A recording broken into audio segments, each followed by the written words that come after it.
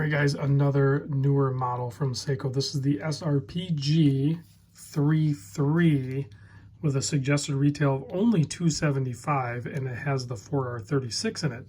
So kind of more of a field watch look here, obviously, with a day-date option. And, you know, some people love that. I used to really like that.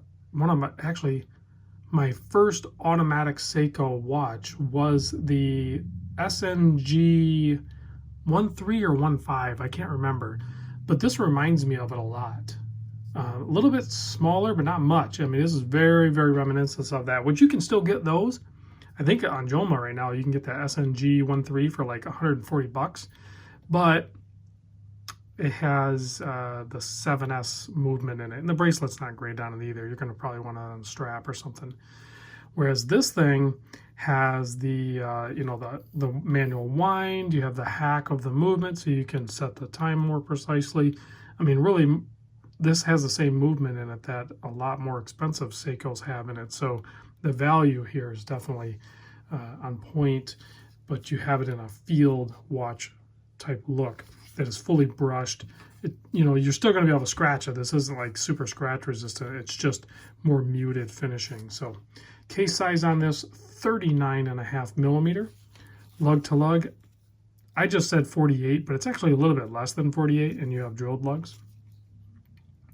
If you measure from the case back, which is the display case back, we'll show that, to the top of the single domed crystal, like you see all that distortion on there, that means it's a single dome. So essentially you have a dome on the top, and then it's flat on the bottom side of the crystal. That's why you get a weird distortion like that. A double dome is going to have a dome on the top side that you actually can see and touch, and underneath is actually domed.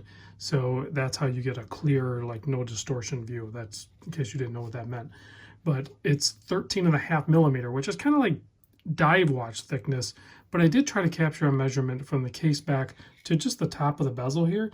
It's like 12 3/4. So it's not crazy once you exclude the dome of the hard-luxe crystal a little bit. It's not too bad. 20 millimeter lug width here and about a 6.5 millimeter crown. It's tucked up nice against the case, but still it has enough traction on it that it's easy enough to operate.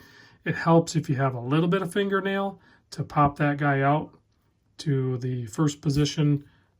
Oh, I went past it. So the first position is going to give you the day-date change up, and then your last position is going to hack the movement and help you adjust the time.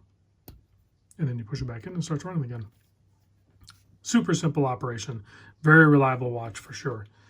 And I think it's a sweet spot of a size for this style of watch. I think a lot of people are interested in this for good reason. There's other colorways. This green one looks really cool. I like this green because it also has a little splash of orange on the tip of the second hand there.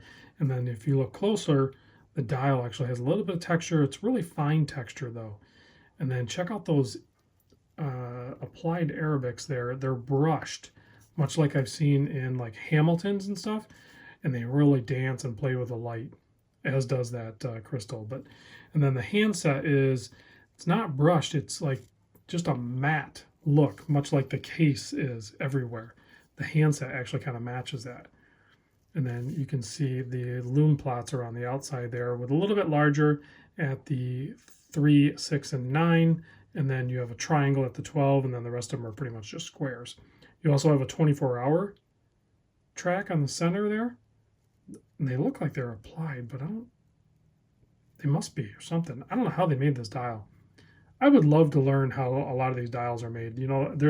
I assume so much when it comes to these dials just because I don't know how they're made. Like some of them are, pressed from the backside and then lume filled. Some actually have applied indices. But, how do they do these? It must come on like a template and they just kind of stick it down or something. I don't know. Like the manufacturing side of things, it's pretty fun. So let's take this needle off a little bit here. I'm going to stay zoomed in. Sorry for the shaking around. Now this is a watch that was sent in by Mimo. So this is a brand new watch. I'm not going to peel the sticker off the case back. But you can see it's nice to have the display case back there, even though it's a very pedestrian looking movement. There's absolutely nothing spectacular about the visual aspects of it, other than the fact that you get to see the whirly bits and the gears and all that stuff. So you can see, this thing is alive. There's no battery. this thing is just working. So very cool. Screw down case back, made in Japan. I'm seeing that more and more on all of these watches. They straight up say made in Japan. And I suspect they're just, you know, with everything that happened over the last couple of years, they just brought their production back to Japan, I suspect, you know, because they have to, you know, Seiko's in it for the profit, right? Well, to profit, you need to move some inventory. To move inventory, you have to have inventory. So, you know, they brought it back inside where they can control it. So that's good, I think, for us as the enthusiasts, because I'm hoping anyway that the quality control will slightly be improved. So far, the few that I've seen, they are a little bit better.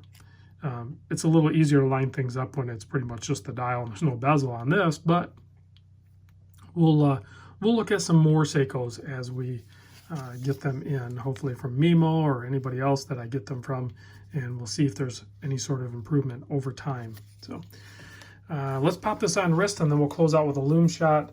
It is Seiko Lume, and that's what saves it, because there isn't a ton of real estate when you get on some of these less expensive field watches. They have the smaller Lume pips there. So the strap is plenty long enough. I'm just not a huge fan of NATOs, you guys. I'm trying to make it look semi-presentable for you there. But there it is on my 7¼ inch wrist. You can see that perfect size. I think I'm more apt to wear a smaller case size. Of course, I've been migrating back down. You know, I was the 42x50 phase for a while now, and now I'm back down to kind of around the, you know, like this, 39.5, maybe up to 41 or something like that. I love being able to just do whatever the heck I want, right? I'm not locked into anything. I can wear and do whatever the heck I want. So, except for navigating a NATO strap. That's difficult for me. All right, let's kill the lights and check the Lume on this bad boy. Nice burst of green there. See how, you know, when you have really good Lume like Seiko does, even with a small Lume plots like that, it's still crazy visible. It's a little hard to tell the triangle at the 12 versus the other ones. It would have been cool if the triangle would have been maybe a little bit bigger, or maybe just do a 2-bar or something, but that's a pretty minimal gripe, I think, overall. Thanks for watching, guys. Big thanks to Mimo for sending this over. I'll put a link in the description. Use code, shoot, hold on, I had to cut to go look up the code. Use code C, R, OB, lowercase OB. It should be CROB, okay? That code should work for you. I think you're going to like the discount that comes with it. I'll see you guys in the next vid.